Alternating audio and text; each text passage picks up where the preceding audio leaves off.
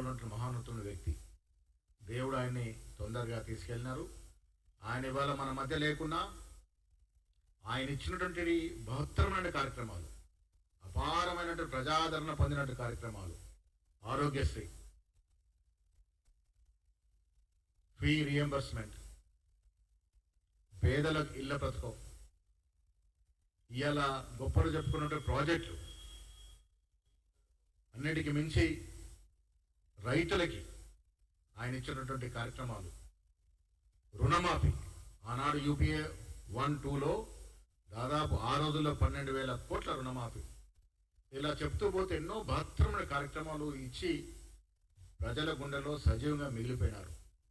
వీళ్ళ రాష్ట్రంలో యువ నాయకుడు ముఖ్యమంత్రి రేవంత్ రెడ్డి ఆయన స్ఫూర్తితో ఆయన ఇచ్చినటువంటి ప్రజా ఆదరణ పొందినటువంటి కార్యక్రమాలన్నీ కూడా వీళ్ళకి ప్రజలకు తీసుకెళ్తా ఉన్నారు. 6 గ్యారెంటీల్లో 10 అంశాలను ఇవాళ ప్రజలకు ఇస్తా ఉన్నాం. రాజశేఖర రెడ్డి గారు కాంగ్రెస్ ఉన్నంత కాలం ప్రజల గుండెల్లో చెరగని ముద్రగా మిగిలిపోతారు. వారికి మా అందరి తరఫున నివాళులు.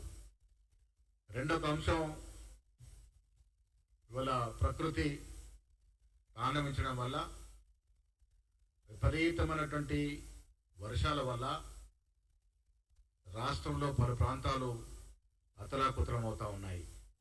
ముఖ్యంగా గోదావరి, కృష్ణా నది ప్రభావిత ప్రాంతాలు నీట మునిగి ప్రజలు చాలా ఇబ్బందులు పడుతున్న సందర్భం ఇవాళ.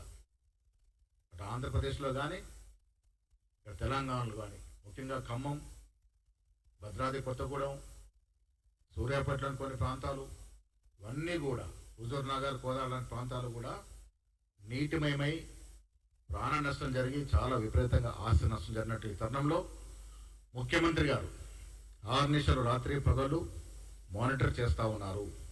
ఎక్కడ కూడా ప్రజలకు ఇబ్బందులు కాకుండా అనునిత్యం కలెక్టర్తో మాట్లాడుతూ ఉన్నారు.